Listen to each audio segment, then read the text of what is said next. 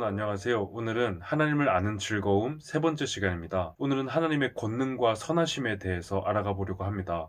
먼저 하나님의 권능에 대해서 공부해 보겠습니다. 권능이라는 단어 자체에 대해서 먼저 생각해 볼까요? 권능은 두 가지로 나눠서 이해할 수 있습니다. 하나는 권한 또는 권세, 또 하나는 능력 또는 힘입니다. 우리가 무슨 일을 진척시키려고 하면 권한이 먼저 있어야겠지요. 또 한편 고난은 있는데 그것을 진척시킬 능력이 없다면 고난은 말짱 꽝이 될 것입니다. 그런데 하나님은 이 두 가지가 모두 있으십니다. 권한과 능력입니다. 아더핑크는 권능을 이렇게 정의합니다. 첫째, 하나님은 자신이 기뻐하고 원하는 뜻에 따라 행동한다. 둘째, 자신의 무한한 지혜를 따라 결정한다. 셋째, 선한 의지를 가지고 원하는 것은 무엇이든지 이루어낸다. 그런데 여러분, 하나님의 권능을 단호하게 믿는 믿음은 왜 중요한 걸까요? 제가 성경을 믿지 않는 사람들에게 가서 이렇게 이야기한다고 한번 생각해 볼까요? 하나님은 선하셔. 하나님은 사랑이셔. 모두가 저를 환영하진 않더라도 적어도 반대하진 않을 것입니다. 그러나 이렇게 얘기한다면 어떻게 달라질까요? 하나님은 권능자셔. 하나님은 자신이 기뻐하시는 대로 행동하시고 그걸 반드시 이루어내셔. 아마 사람들은 미묘한 불쾌감을 느끼기 시작할 겁니다. 만약 하나님께서 고난도 능력도 없으시다면 모든 게 쉬워집니다. 믿기 싫으면 안 믿어도 됩니다. 하나님의 경고의 말씀은 허풍과 거짓에 불과하니까요. 그러나 권능의 하나님을 믿는다면 상황이 매우 심각해집니다. 흘려들었던 모든 경고와 약속들이 결국 반드시 이루어지게 될 것이라는 말이 되니까요. 아더핑크는 이렇게 말합니다. 만약 하나님의 권세와 능력이 없다면 그가 베푸는 자비와 은혜는 연약한 동정에 불과해질 것이다.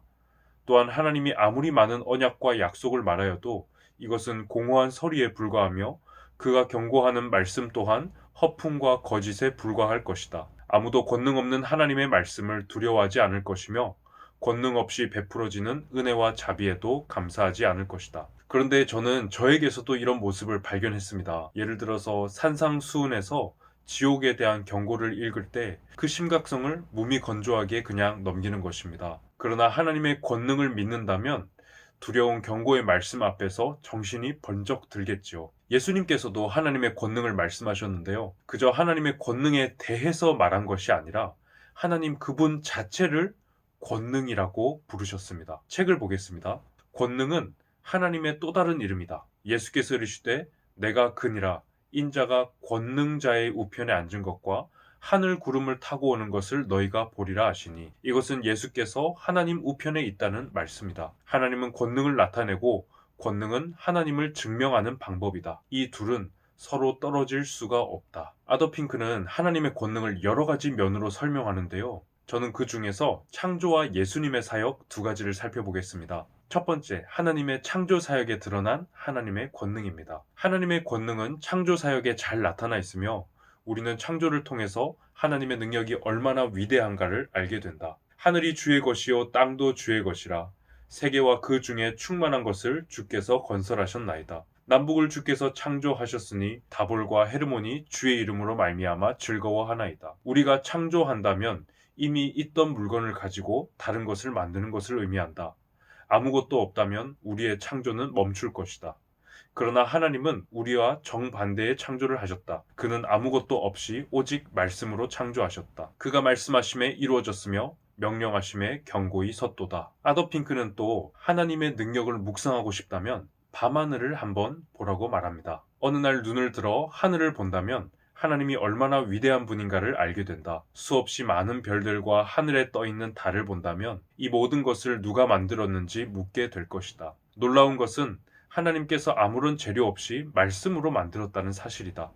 장엄한 우주는 빈 공간에서 창조되었고 아무것도 없는 상태에서 존재하게 되었다. 그런데 욥기에 의하면 달과 별들도 하나님의 권능의 비늘 조각 하나에 불과합니다. 보라 이런 것들은 그의 행사의 단편일 뿐이요 우리가 그에게서 들은 것도 속삭이는 소리일 뿐이니 그의 큰 능력의 우레소리를 누가 능히 헤아리랴. 창조에 나타난 하나님의 권능은 그의 신적인 본질의 일부분에 속한 능력일 뿐이다. 우리는 창조뿐 아니라 예수님의 모습에서도 권능을 봅니다. 그분의 말씀이 어떤 피조물에게도 간섭받지 않고 반드시 이루어지는 것이지요. 예수께서 손을 내밀어 그에게 대시며 이르시되 내가 원하노니 깨끗함을 받으라 하시니 즉시 그의 나병이 깨끗하여진지라. 그는 문둥병자를 단지 말씀으로 고쳐내었고 죽었던 자를 단순하게 말씀으로만 일으켜내고 생명을 주었다. 커다란 폭풍우 속에서 피조된 인간들이 두려움과 공포에 떨 때 예수는 말씀으로 모든 재앙을 잠잠하게 만들었다. 군대라 불리던 사단의 세력들도 예수의 말씀 앞에서 두려워 도망하였다.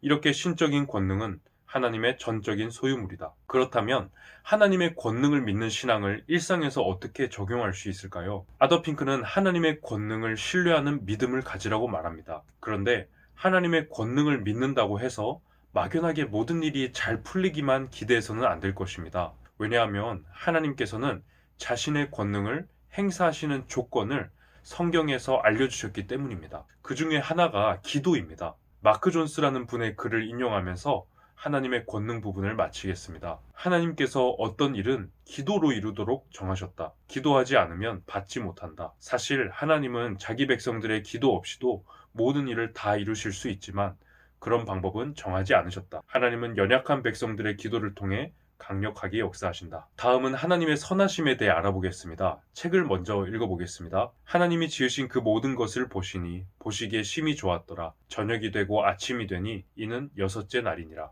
이러한 하나님의 선이 가장 먼저 등장한 것은 그의 창조 사역이다. 그가 창조한 피조물을 자세히 보면 하나님이 얼마나 선한 분인가를 알게 되며 이것은 인간을 창조한 하나님의 사역에서 더 자세히 나타난다. 인간은 시편 139편의 고백처럼 하나님께 감사해야 한다.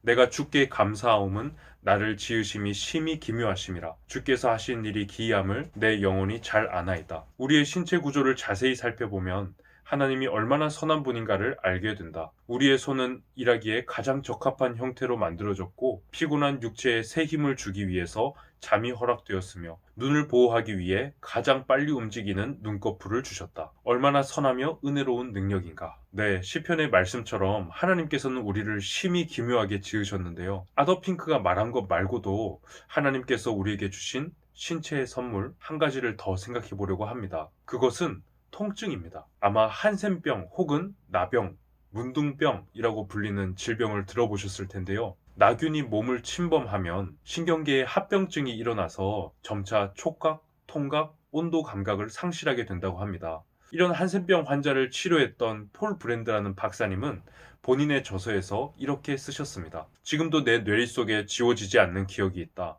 넘어지지 않고 그냥 발목을 빼고만 어느 한센병 환자의 모습이다. 그는 돌부리에 걸려 발목이 완전히 돌아가서 발바닥이 안쪽을 향했는데도 절뚝거리지 않고 내쳐 걸었다. 왼쪽 측부 인대가 파열되어 회복이 불가능할 정도의 손상을 입었는데도 발에 눈길조차 주지 않았다. 고통이라는 보호장치가 없었기 때문이다. 치료사의 경고에도 불구하고 그는 이후로도 자꾸 발목을 접질러 결국 여러 합병증 때문에 그쪽 다리를 절단해야 했다. 통증은 적으로 간주될 때가 너무 많지만 사실은 가장 헌신적으로 우리의 건강을 지켜주는 감각이다. 내가 돌보는 한센병 환자들에게 줄 선물을 하나만 고를 권한이 있다면 나는 고통이라는 선물을 택하겠다. 네, 하나님께서는 이렇게 피조물에게 많은 선물을 주셨지만 인간은 타락하고 말았죠. 그러나 피조물의 타락에도 불구하고 하나님은 선함을 나타내셨습니다. 하나님의 선함의 측면은 두 가지가 있는데요.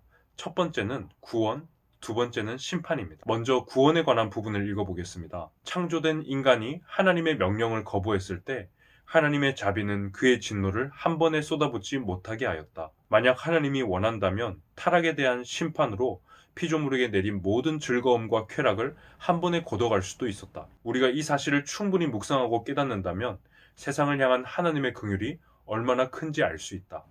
언제나 하나님의 긍휼이 심판을 이긴다. 우리를 향한 하나님의 선이 가장 선명하게 나타난 것은 예수를 보낸 사건이다. 두 번째는 심판입니다. 하나님은 최고의 선이기 때문에 하나님의 명령을 무시하고 예수의 복음을 더럽히며 그를 따르는 교회와 성도를 핍박한 자들을 강하게 심판한다. 최고의 선은 악한 것을 심판하며 죄악이 존재하지 못하도록 한다. 하나님을 믿지 않는 사람들에게는 하나님의 선하심이라는 증거가 심판이라는 개념이 생소하겠지만 아더핑크는 심판이 최고의 선한 존재만이 행할 수 있는 것임을 잘 알려주었습니다. 이제는 적용적인 부분을 세 가지 말씀드리고 마치려고 합니다. 아더핑크는 하나님의 선하심에 대해서 우리가 보일 수 있는 세 가지 반응을 썼습니다. 하나님의 선하심에 대한 첫 번째 반응은요, 감사와 찬양입니다. 여호와의 인자하심과 인생에게 행하신 기적으로 말미암아 그를 찬송할지로다. 하나님의 선하심에 대한 두 번째 반응은요, 회개입니다. 혹 내가 하나님의 인자하심이 너를 인도하여 회개하게 하심을 알지 못하여 그의 인자하심과 용납하심과 길이 참으심이 풍성함을 멸시하느냐. 하나님의 선하심에 대한 세 번째 반응은 믿음입니다. 하나님께서 선하시기에 환난이나 고난 중에도 반드시 선을 이루실 것을 믿는 것이죠. 여호와는 선하시며 환난 날에 산성이시라. 그는 자기에게 피하는 자들을 아시느니라. 그러면 마크 존스라는 분의 글과 또 웨스터민스터 신앙고백서의 글을 인용하며 오늘의 독서 교실을 마치겠습니다. 우리가 선을 행하지 않는다면 그리스도 안에서 하나님이 우리에게 보이신 선함을 우리가 제대로 이해했는지 진지하게 자문해야 한다. 이 진리만 깨달아도 타인에게 선행을 폭포처럼 쏟아부을 수 있다. 사실 우리의 복음 증거는 우리의 메시지뿐만 아니라 우리의 행동 또한 바탕으로 한다. 디도에게 보내는 편지에서 바울은 범사에 내 자신이 선한 일에 본을 보이라고 간절히 권한다. 선행이란 오로지 하나님께서 그의 거룩한 말씀으로 명하신 행위만을 가리키며 말씀의 보증이 없이 맹목적인 열심에서 혹은 선의를 가장해 사람이 고안해낸 것은 선행이 아니다. 신자의 인격이 그리스도를 통해 하나님께 받아들여졌기에 신자의 선행 또한 그리스도 안에서 받아들여진다.